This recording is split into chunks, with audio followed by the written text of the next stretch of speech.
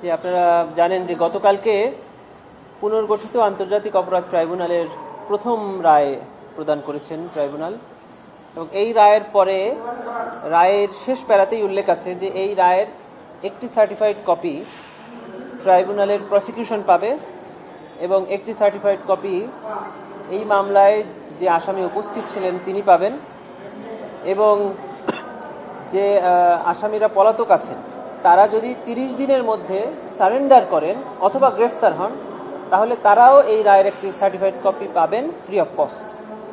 আরেকটি কথা ট্রাইব্যুনাল বলে দিয়েছেন, সেটা হলো যে এই রায়ের আরেকটি কপি ডিস্ট্রিক্ট ম্যাজিস্ট্রেটের কাছে, মানে ঢাকার জেলা প্রশাসক যিনি as well as district magistrate, ওনার কাছে ফর কমপ্লায়েন্সের জন্য যাবে, এটা কার্যকারিতার জন্য। এটাই হলো রায় বলা আছে এবং এটাই হবে। একটা বিষয় সেটা কবে যাবে, মানে সেটা কবে নাগাদ হতে পারে? এইটা রায় প্রস্তুতি সাপেক্ষে, যে রায় তো কালকে প্রদান করা হয়েছে, এখন এই রায়ের কিছু অফিসিয়াল কার্যক্রম থাকে, সেগুলো সম্পন্ন হলেই রায়গুলো যথাযথ কর্তৃপক্ষের কাছে চলে যাবে। সম্পত্তি বাজেয়াপ্তের বিষয়ে নিয়ে একটু বলেন, আসলে কিভাবে সরকার এটা করতে পারে, বা যেহেতু সাবেক প্রধানমন্ত্রী এবং সাবেক স্বরাষ্ট্রমন্ত্রীর সম্পত্তি, তো বিষয়টা এইটা এই ট্রাইব্যুনালের ইতিহাসে প্রথম এরকম কম্পেনসেশনের রায় প্রদান করা হয়েছে। এইটা আসলে আইনে যেটা বলা আছে সেটা হলো ট্রাইব্যুনালের সকল রায় গভর্নমেন্ট এক্সিকিউট করবে। এখন এই রায়ের কপি যখন ডিস্ট্রিক্ট ম্যাজিস্ট্রেটের কাছে যাবেন, ওনারা সিদ্ধান্ত নেবেন যে এর কোন অংশ ওনারা কিভাবে কার্যকর করবেন। আমরা যেটা করব সেটা হলো যে দুজন আসামি পলাতক আছে তাদের বিরুদ্ধে একটি গ্রেফতারি পরোয়ানার কপি সহ রেড নোটিশ জারির আবেদন করা আছে আমাদের আগেই। সেটাকে এখন মডিফাই করে গ্রেফতারি পরোয়ানার বদলে একটা কনভিকশন ওয়ারেন্ট, এই কনভিকশন ওয়ারেন্ট বা সাজার পরোয়ানা মূলে আমরা তার বিরুদ্ধে আরেকটি ইন্টারপোলে নোটিশ জারির জন্য আবেদন করব থ্রু ফরেন মিনিস্ট্রি। এটা আমরা করব এবং এটার কাজ অলরেডি আমরা শুরু করেছি। প্রসিকিউশন না, এটা প্রসিকিউশন করবে চিফ প্রসিকিউটর কার্যালয়ের পক্ষ থেকে, এটা ফরেন মিনিস্ট্রিকে পাঠানো হবে, ফরেন মিনিস্ট্রির মাধ্যমে এটা ইন্টারপোলে যাবে। আবেদনটা আমরা করব না, এটা এখনই আমাদের কাজ শুরু হয়ে গেছে, জাজমেন্ট হাতে পেলেই আমরা এটা পাঠিয়ে দিব। চৌধুরী আব্দুল্লাহ মামুনকে 5 বছরের সাজা দেওয়া হয়েছে। আসলে ট্রাইব্যুনাল আইনটা কি, যদি রাজসাক্ষী থাকে সেই আইনটা কি? এটা এই আইনের সেকশন 15-এ বলা আছে যে যদি উনি ট্রু অ্যান্ড ফুল ডিসক্লোজ করেন তাহলে ট্রাইব্যুনাল তাকে ক্ষমা করে দিতে পারেন। ক্ষমা তো মানে হলো যে একদমই ক্ষমা করে দেওয়া, কাউকে ক্ষমা করলে তো আর ভেতরে কিছু থাকে না। কিন্তু ট্রাইব্যুনাল আবার অবজারভেশনে বলেছেন যেহেতু এই অপরাধের নৃশংসতাটা খুবই মারাত্মক, এই জন্য উনি পুরোপুরি ক্ষমা না করে ওনার শাস্তি প্রদানের ক্ষেত্রে একটু লেন এন্ড ভিউ নিয়েছেন, এবং যার কারণে তাকে 5 বছরের শাস্তি প্রদান করেছেন। ডিজাইন, এলিগেন্স, বিউটি, সেরা পণ্য সবার জন্য জেভিকো। পুরো আইনি যে ইয়াটা বলা যায় যে এটা কি ট্রাইব্যুনালের পুরোপুরি এখতিয়ার যে ক্ষমা করবে? আইনের ভাষাটা এরকমই যে ট্রাইব্যুনাল করতে পারেন, এরকম করা আছে যে করতে পারেন, যেহেতু এটা ট্রাইব্যুনাল এখতিয়ার যে এটা বেশিও করতে পারেন ও আংশিকও করতে পারেন।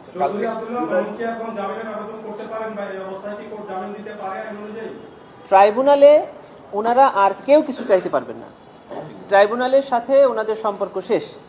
এখন ট্রাইব্যুনালের কাছে ওনারা শুধু এই মামলার সার্টিফাইড কপি চাইতে পারবেন, সাক্ষীর জবানবন্দি সার্টিফাইড কপি চাইতে পারবেন, বা যে সকল নথি আছে তাই চাইতে পারবেন। ওনাদের এখন যত চাওয়া সেটা আগামী 30 দিনের মধ্যে অ্যাপিলেট ডিভিশনে, সেখানে গিয়ে ওনারা অ্যাপিল ফাইল করতে পারবেন, অ্যাপিল ফাইলিং অবস্থায় জামিন চাইতে পারবেন। কালকে আমরা দেখেছি যে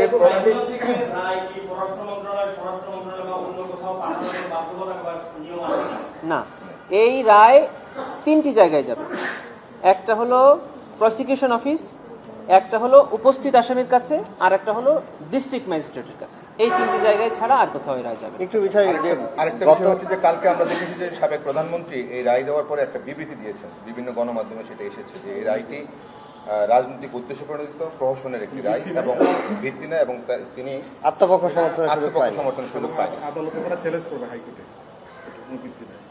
আচ্ছা, এই ব্যাপারে প্রসিকিউশনের বক্তব্য হলো যে আমরা ওনার এই বক্তব্যকে স্বাগত জানাই। তার মানে উনি এই রায় এবং এই প্রসিডিং সম্পর্কে জানতেন। এখন ওনার জন্য সুযোগ হলো আগামী 30 দিনের মধ্যে উনি সারেন্ডার করে অ্যাপিলেট ডিভিশনে অ্যাপিল ফাইল করবেন এবং অ্যাপিলে ওনার এই সকল কথা বলবেন, অ্যাপিলেট ডিভিশন যথার্থ ন্যায় বিচার করবেন দুই পক্ষকে শুনে। আমরা অ্যাপিলেট ডিভিশনে চ্যালেঞ্জ দিতে হবে। অ্যাপিলেট ডিভিশনে আইনটা তো চ্যালেঞ্জের কোনো সুযোগ নাই, মানে কনস্টিটিউশন দ্বারা গ্যারান্টেড। আর এইটা তো আইন সুযোগের যাবেন কেন, ওনার বিরুদ্ধে যে জাজমেন্টটা দেওয়া হয়েছে সেটা এখনো 29 দিন সময় আছে। আজকের দিন ধরলে 30 দিন সময় আছে ওনার অ্যাপিলেট ডিভিশনে ওনার রায়কে চ্যালেঞ্জ করা। উনি সেখানে যাক, প্রসিকিউশন তখন ওখানে গিয়ে সকল জবাব দিবে। ওনার এই বক্তব্যটাকে কিভাবে ব্যাখ্যা করছেন, যে উনি যে বলছেন যে রাজনৈতিক উদ্দেশ্য প্রণোদিত, আসলে কি তাই হয়েছে? অবশ্যই না। একটা বিধান আছে, যারা ট্রাইব্যুনালের প্রসিডিংসকে বাধাগ্রস্ত করেন অর্থাৎ কন্টেম্পট অফ কোর্ট করেন, এই দুইটা কার্যক্রমের বাইরে আর কোনো ব্যাপারে ব্যবস্থা নেওয়ার সুযোগ এই ট্রাইব্যুনাল আইনে নাই।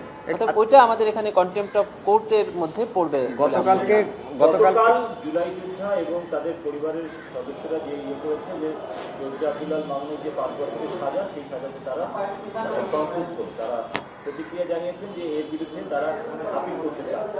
তো এই আসলে মানে ইয়েটা কি? আচ্ছা, আমাদের বিজ্ঞ চিফ প্রসিকিউটর স্যার প্রথম থেকে আদালত বলেছেন যেহেতু এই সংক্রান্ত কোনো আবেদন বা এটি অন্য সেপারেট মামলা, সে বিষয়ে তারা কোনো মতামত বা কোনো মন্তব্য করেননি।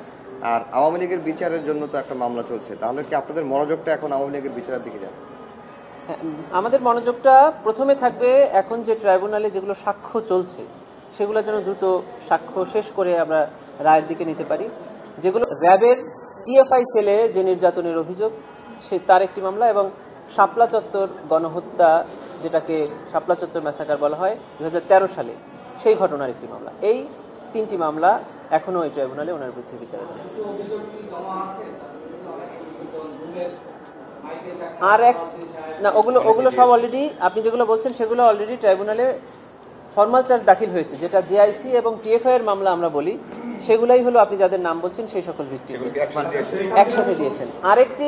আরেকটি অভিযোগ আমাদের এখানে আছে, যেটি আমরা এখনো তদন্তে প্রাথমিকভাবে পাঠাইনি, সেটা হলো 2009 সালে যে বিডিআর হত্যাকাণ্ড হয়েছিল, সেই অভিযোগটা আমাদের কাছে আসছে। আমরা এটা এখনো তদন্তে এগোয়নি, কারণ গভর্নমেন্টের একটা সেপারেট কমিশন হয়তো বা করার কথা আছে বা করেছেন, সেজন্য আমরা এটাকে আপাতত মানে আওয়ামী লীগ, ছাত্রলীগ, যুবলীগ নিয়ে যে অবজারভেশনটা, এটি তদন্তে কাজে লাগবে কিনা? যে তদন্ত নিশ্চয়ই উনি বলেছেন যে প্রসিকিউশনের পক্ষ থেকে আওয়ামী লীগ তার মানে আওয়ামী লীগ সংগঠনের বিরুদ্ধে ফর্মাল চার্জে আমরা আবেদন করেছিলাম। কোর্ট সাক্ষীর জবানবন্দিতে তার কিছু কিছু প্রাইমি ফেসি কেস পেয়েছেন, অবজারভেশনও দিয়েছেন, কিন্তু ওনারা কোনো ডিসিশন বা ওপিনিয়ন দেননি, কারণ যেহেতু এটা এই মামলার ইস্যু না, এটা বলেছেন। ঠিক আছে, শেখ হাসিনা 30 দিনের মধ্যে যদি না আসেন, ধরেন 3 মাস পরে যদি আসেন, সেই ক্ষেত্রে আপিলের বা ইয়ের নিয়মটা কি হবে? আচ্ছা, আমাদের দেশে ক্রিমিনাল জাস্টিস সিস্টেমে 2টি সিস্টেম। একটা হলো যে সকল আইনে অ্যাপিলের সময়সীমা বর্ণনা করা নাই, সেই সকল আইনের অ্যাপিলের সময়সীমাটা নির্ধারণ হয় তামাদি আইন অনুযায়ী।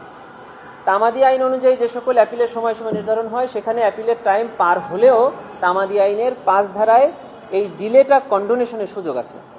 অর্থাৎ পেনাল কোডে যদি কাউকে শাস্তি প্রদান করা হয়, সে মানে নির্ধারিত সময়ে আপিল না করলেও পরবর্তীতে এসে আপিল এই তামাদি মওকুফের আবেদন করতে পারে। কিন্তু স্পেশাল লগুলোতে যেখানে তামাদির সময়টা ওই আইনের মধ্যেই বলা আছে অ্যাপিল ফাইলিংয়ের, এই পিরিয়ডটা পার হলে আর এই ডিলে কন্ডোনেশনের কোনো সুযোগ নেই। অর্থাৎ এই 30 দিন পার হয়ে গেলে এই 30 দিনের পরবর্তী যে অতিরিক্ত দিনগুলো, সেগুলো ক্ষমা করার আবেদনেরই আর কোনো সুযোগ নেই। গভর্নমেন্ট এটি তখন কার্যকর করবে। যা করার 30 দিনের মধ্যে করতে হবে শেখ হাসিনা কামাল আইন অনুযায়ী তাই হবে। 30 দিন পার হয়ে গেলে তারা গ্রেফতার হলে রায় কার্যকর করবে। তারা যদি আপিল করে, আপিল বিভাগকে সুযোগ নাই, তারা ইচ্ছা করলে নিতে পারে। অ্যাপিলেট ডিভিশনের একটা অথরিটি আছে কমপ্লিট জাস্টিস করা, আইনে নাই, কিন্তু ওনারা কমপ্লিট জাস্টিসের জন্য এটা করলেও করতে পারেন। কিন্তু আইনে পরিষ্কার করা আছে যে যদি কোনো স্পেশাল লয়ে অ্যাপিলের সময়সীমা নির্ধারণ করা থাকে, ওইটা পার হয়ে গেলে আর এই সময় মওকুফ করা হবে না। 104 ইচ্ছা করলে নিতে পারে।